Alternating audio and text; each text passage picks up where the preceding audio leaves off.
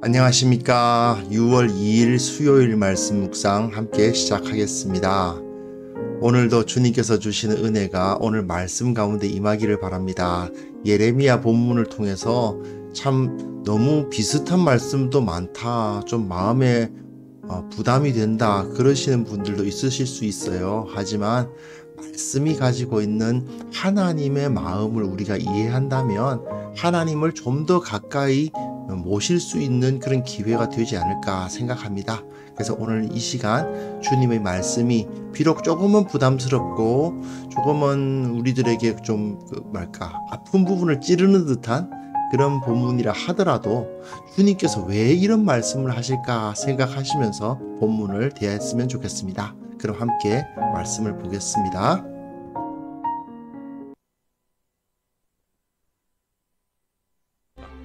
그러므로 너는 이 백성을 위하여 기도하지 말라.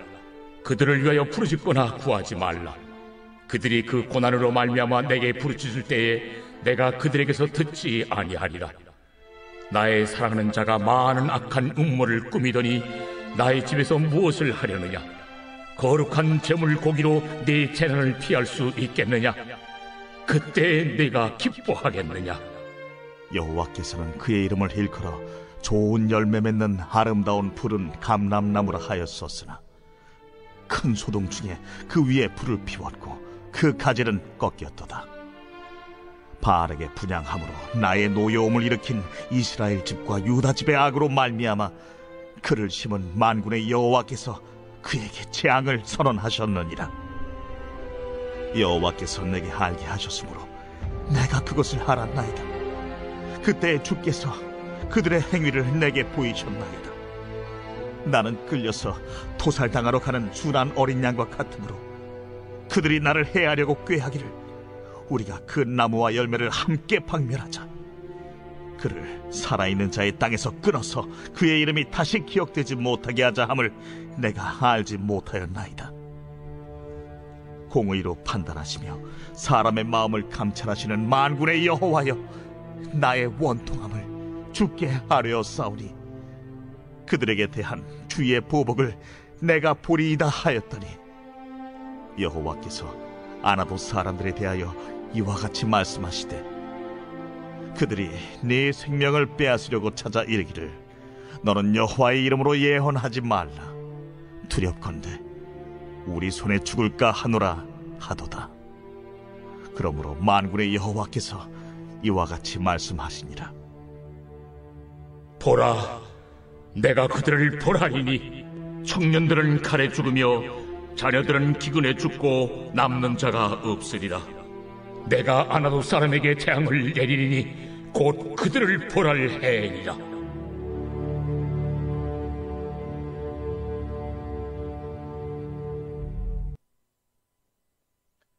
어제 본문에서 제가 조금 시간을 좀 잡고 이 구조에 대해서 좀 설명을 드렸었는데요.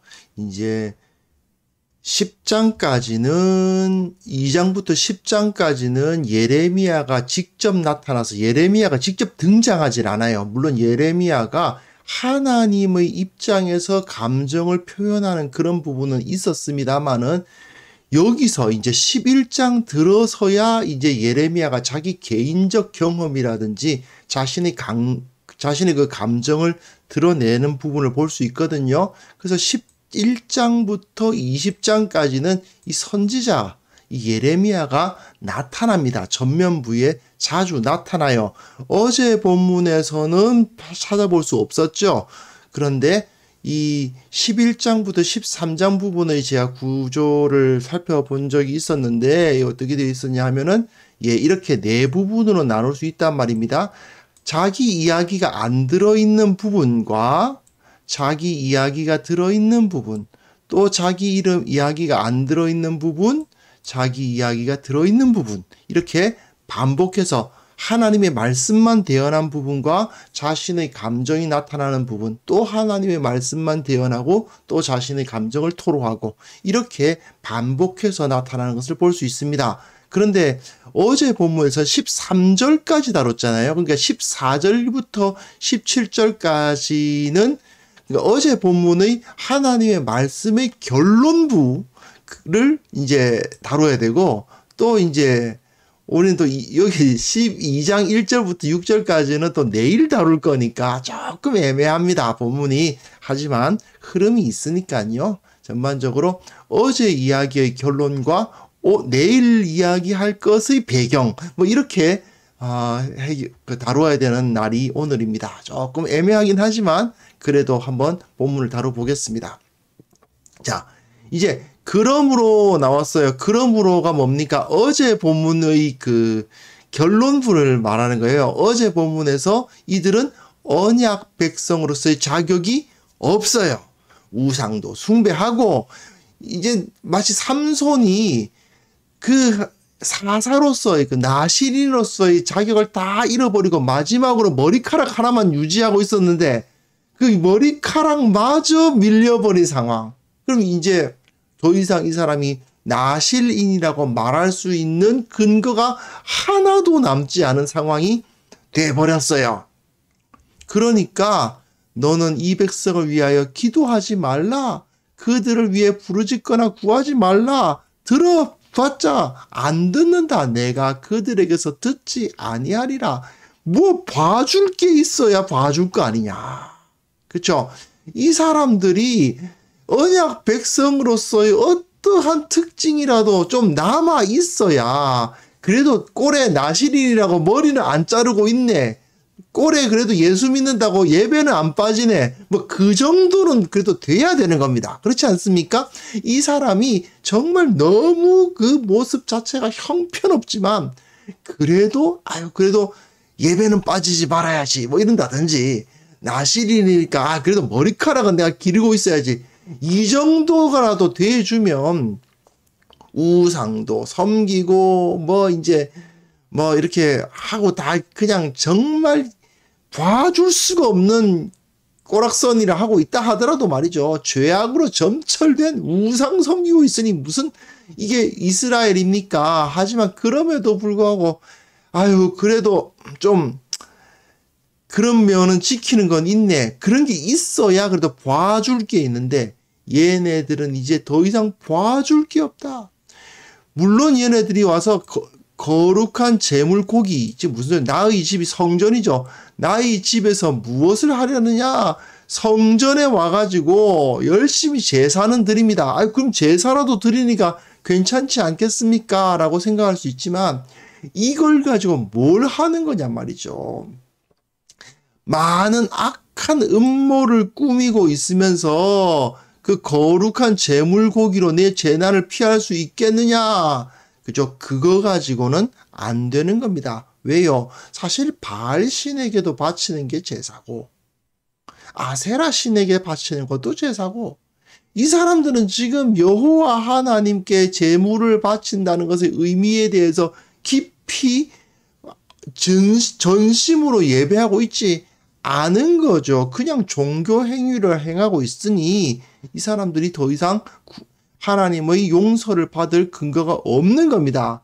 그런데도 하나의 아주 씨앗과도 같은 근거, 그 회복의 근거가 남아있어요. 그게 뭐냐면요, 그의 이름을 일컬어, 여호와께서 그의 이름을 일컬어 좋은 열매 맺는 아름다운 푸른 감람나무라. 좋은 열매 맺는 아름다운 무성한 감람나무다. 이렇게 하나님이 부르셨었다라는 이야기가 나옵니다. 자, 어제 본문의 결론입니다. 얘네들은 완전히 구원받을 수 있는 근거가 없다. 얘네들은 뭐 봐줄 수 있는 어떤 근거도 없다. 얘네들은 모두 다 쫓아내버리고 다 죽이고 파괴하고 예루살렘 성도 다 깨뜨리고 성전마저 밀어버리고, 완전히 다 파괴해버린 후에 저들로 하여금 저희를 쫓아내어 버리겠다라고 말씀을 하세요. 그러니 완전히 끝난 거죠. 하지만 마지막이 결론부 끝에 예전에 이 녀석들을 뭐라고 불렀다고요? 좋은 열매 맺는 아름다운 푸른 감람나무라고 불렀었지 하는 기억. 과거에 관계가 좋았던 것의 기억.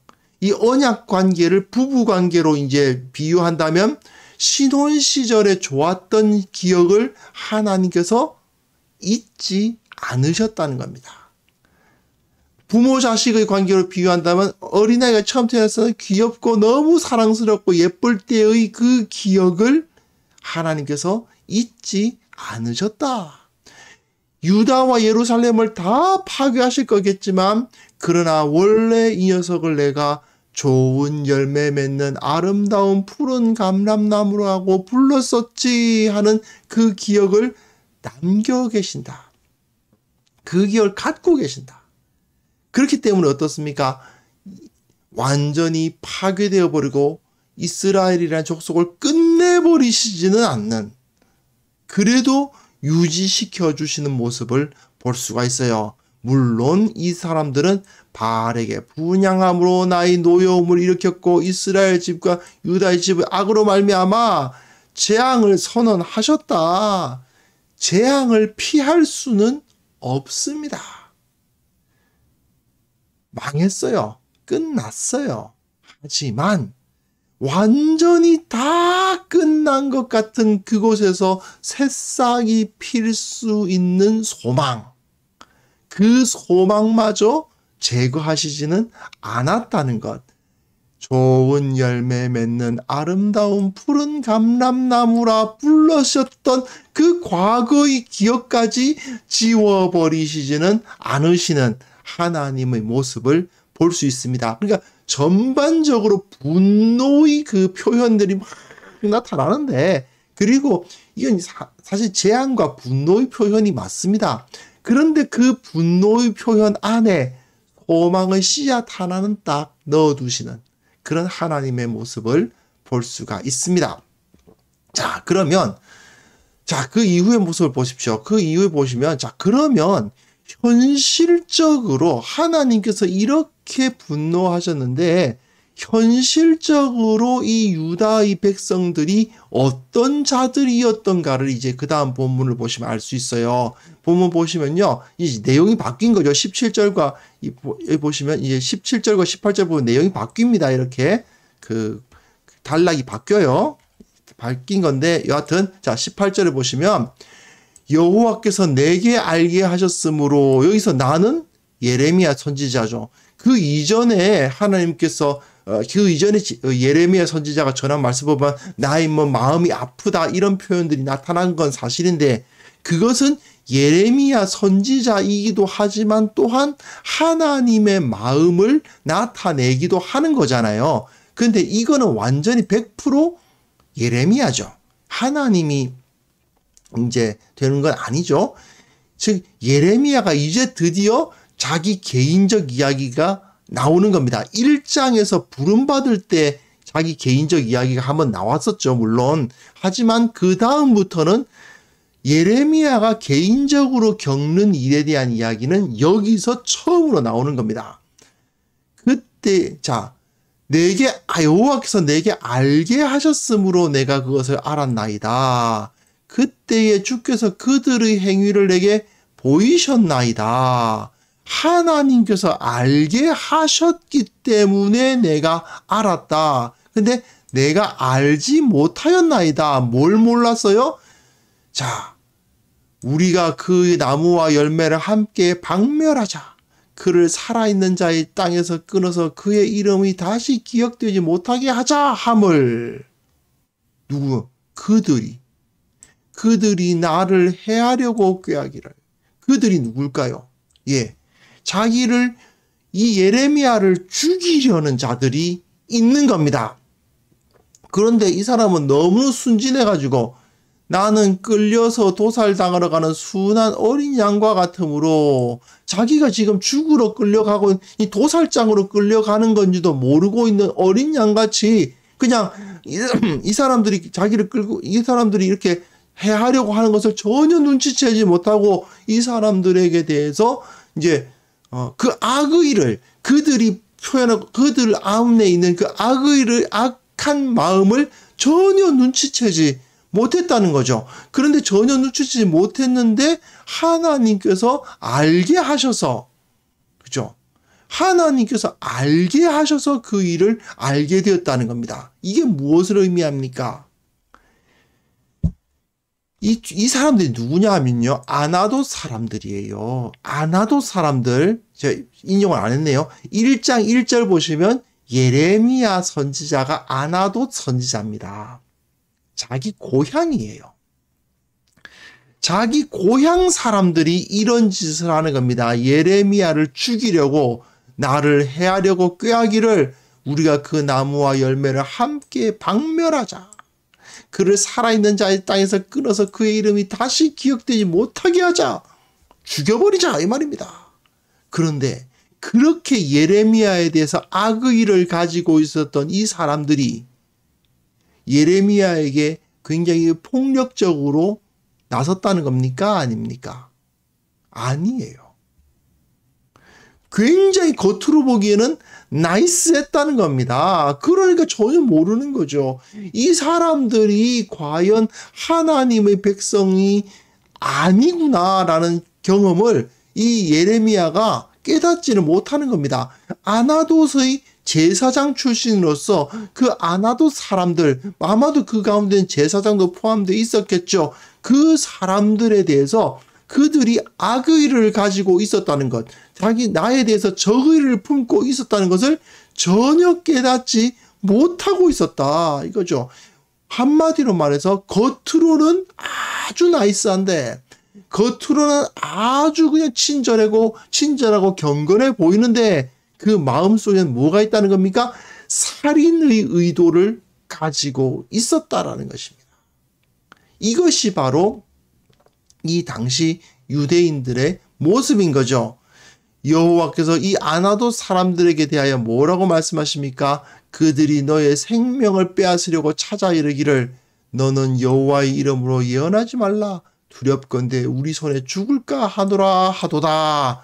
네, 대놓고 위협을 했다라기보다는 네가 자꾸 이런 말 하면 위험할 수 있어. 이런 정도 이야기를 했다는 건데, 그것이 실제로 그런 말을 했는지 아니면 그 마음속에 그런 말을 하고 있는지는 잘 우리가 이 본문에서는 알 수 없습니다만은, 이 사람들은 어떤 사람들입니까? 하나님의 말씀을 듣기 싫어하죠. 하나님의 말씀을 들었을 때 그 전하는 사람을 죽이고 싶어 하죠. 겉으로 보기에는 신사적이고 아주 나이스한데 정작 하나님의 진리의 말씀이 들리면 그것에 대해서 반발하고 그 진리의 말씀을 전하는 자를 죽이려고 합니다.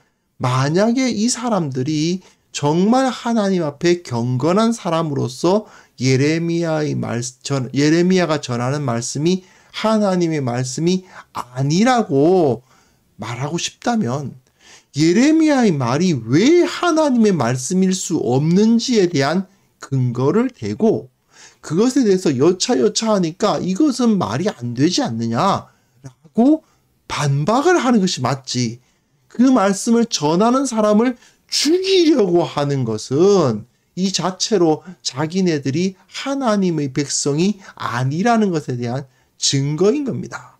그렇기 때문에 하나님께서는 보라, 내가 그들을 벌하리니 청년들은 칼에 죽으며 자녀들은 기근에 죽고 전쟁에서 죽고 먹을 것이 없어서 죽고 남을 자가 없으리라. 아나돗 사람에게 재앙을 내리리라.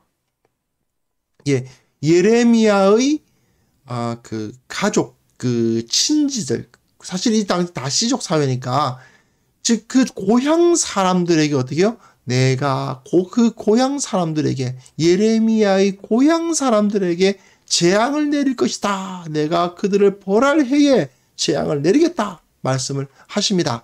내일 본문 보시면 이 말씀을 들은 예레미야가 그냥 탄식을 해요. 왜냐? 어쨌든 자기 고향 사람들이잖아요. 자기를 좀 죽이려고 했는데, 겉으로는 나이스하고 너무 친절해 보이는데 사실은 뒤에서는 나를 죽이려 했던 이 위선자들, 그런 모습이 여기서 나타나는데, 이 위선자들을 하나님께서 죽이겠다고 하시니 그래도 나와 가까운 사람들이었고 그래도 어릴 적 친구들이었는데 이 사람들이 하나님의 심판대 앞에 놓인다고 하니 정말 탄식을 할 수밖에 없는 거죠.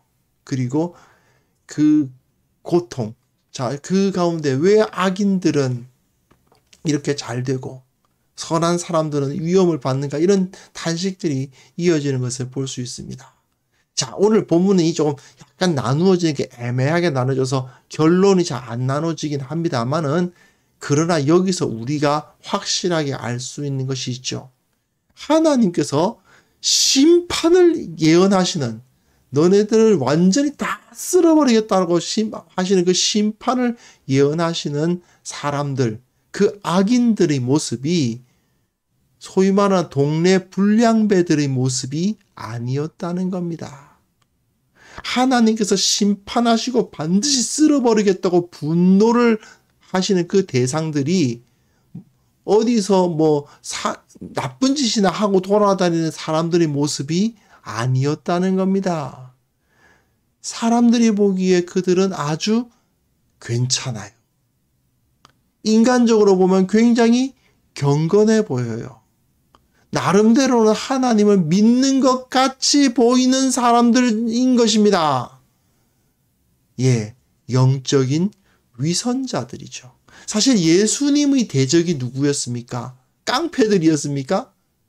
그 당시 죄인들, 세리와 창기들이 이 당시로서는 사람들이 그 비난을 받고 조롱을 당하는 사람들이지만, 오히려 그들은 예수님의 친구였죠. 예수님의 대적은 누구였습니까? 영적인 위선자들 아닙니까? 겉으로는 굉장히 경건해 보이고, 겉으로는 굉장히 하나님 말씀 사랑하는 것처럼 보이고, 겉으로는 굉장히 나이스한 그런 사람들이 예수님의 대적이었죠. 바로 이겁니다. 이들이 영적인 위선자였던 것입니다. 이 예레미야 당시의 유대인들은 하나님을 섬기는 것처럼 보이지만 실제로는 하나님을 섬기는 것이 아니라 영적인 위선으로 가득 차 있는 사람들이었던 거죠. 자, 좀 더 우리가 우리의 신앙에 대해서 진지하게 생각해 볼 필요가 있습니다. 생각보다요, 영적인 위선자가 되는 것은 어렵지 않습니다. 나도 모르게 내가 위선적인 태도를 갖고요, 위선자 중 한 명이 돼버리는 것이 우리 현실입니다. 하지만 위선적인 신앙만큼 위험한 것이 없습니다. 왜 그렇습니까? 예수님이 직접 대적이 되어버린다니까요. 내가 진정으로 하나님을 온전히 믿고 온전히 주님을 의지하고 있는 것이 맞는지 정말 바라봐야 됩니다. 근데 영적인 위선에 빠져버리면 어떻게 되냐면, 내가 나 자신이 나의 위선에 속아요. 그러다 보니까 내가 하나님 앞에서 경건한 것인 양 착각하게 됩니다. 하나님의 말씀에 근거해서 하나님께서 나에게 무엇을 말씀하시는가, 하나님의 진리가 무엇인가를 따지는 게 아니고 세상적인 잣대와 교회 내부의 전통과 이런 것을 따르면서도 자기는 신앙을 갖고 있다고 착각하는 경우가 얼마든지 있는 거죠.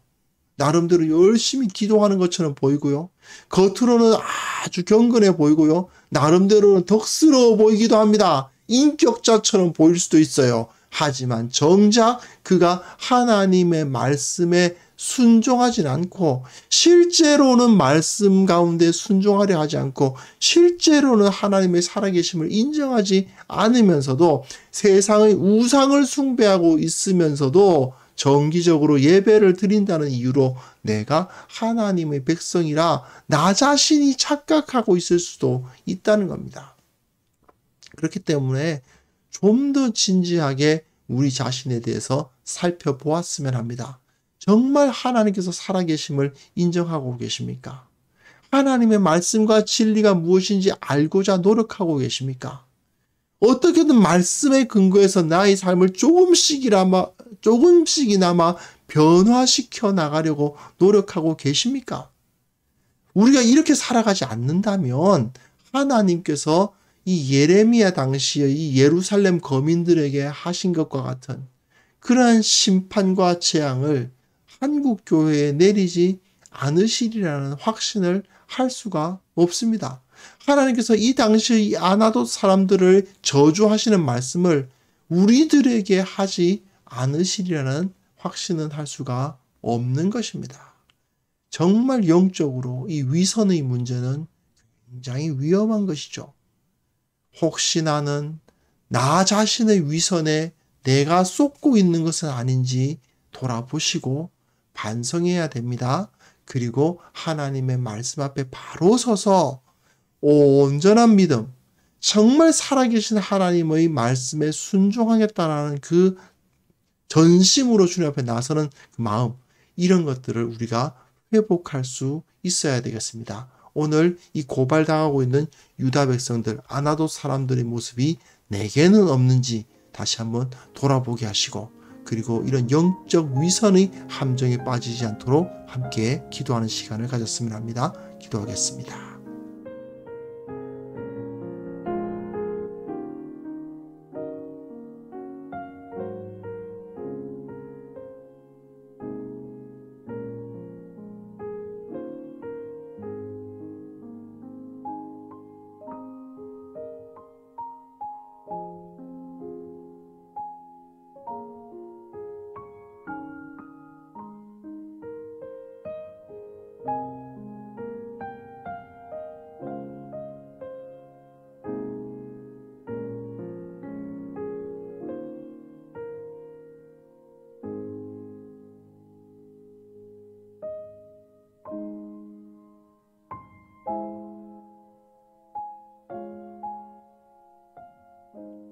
하나님 아버지, 우리가 주님 앞에 진실한 삶을 살아가는 참된 신앙인으로서 서기를 원합니다. 참으로 영적인 위선의 함정에 빠지지 않도록 우리의 마음을 먼저 정결케 하여 주옵소서. 나는 그래도 주님을 믿고 있노라, 나는 주님 앞에 경건하게 살려고 노력하고 있노라 말하면서도 정작 실제로는 전혀 그런 모습을 보이지 않고 있는, 나 자신을 속이는 삶을 살아가고 있지는 않은지 정말 깊이 나 자신을 돌아볼 수 있도록 도와주시고, 혹시라도 내가 위선적인 삶을 살아왔다면 지금이라도 회개하고 바로 설 수 있도록 주님께서 은혜를 베풀어 주시기를 원합니다. 주님, 이 교회가 영적인 위선자들로 가득 차 있는 그런 공동체가 되지 않도록 주님께서 지켜주셔야만 되겠습니다. 참으로 오랜 신앙생활을 하면 할수록 위선적으로 다른 사람들을 대하는 것이 익숙해져 가는 것이 인간의 모습임을 주님 앞에 고백합니다. 주님, 이 영적인 위선이 공동체를 장악했을 때 이 공동체가 도무지 생명력을 얻을 수 없다는 것을 우리가 깨닫게 하여 주시고, 진리로 새롭게 되게 하시고 주님 앞에 바로 설 수 있도록 도와주시옵소서. 한국교회가 참으로 이러한 영적으로 진실한 사람들, 참된 사람들, 진정한 신앙인들의 모임이 되게 하여 주시고, 회개의 영을 부어주사 통탄하며 주님 앞에 두 손 들고 회개하는 자들의 공동체가 되게 하여 주시고, 이것을 통해서 온 세계 가운데 참으로 온전히 예수 닮은 사람들의 모습이 이 한국교회를 통해서 나타날 수 있도록 주께서 은혜를 베풀어 주시옵소서. 오늘 하루 주님 앞에 또한 주님의 은혜를 구합니다. 늘 감사하고 늘 찬송하고 항상 기도하고 항상 기뻐하는 삶을 살아갈 수 있기를 원합니다. 오늘 하루 주님께서 우리와 동행하여 주시고 우리 눈앞에 있는 여러 문제들 정말 해결할 수 있는 지혜를 허락하여 주시며, 어려움이 있을 때 능히 극복할 수 있는 힘도 주시고, 무엇보다도 주님께서 형통케 하시는 것을 체험하는 하루가 되게 하여 주옵소서. 주님께서 우리와 함께 하심을 인하여 감사를 드리옵고 예수 그리스도의 이름으로 기도합니다. 아멘.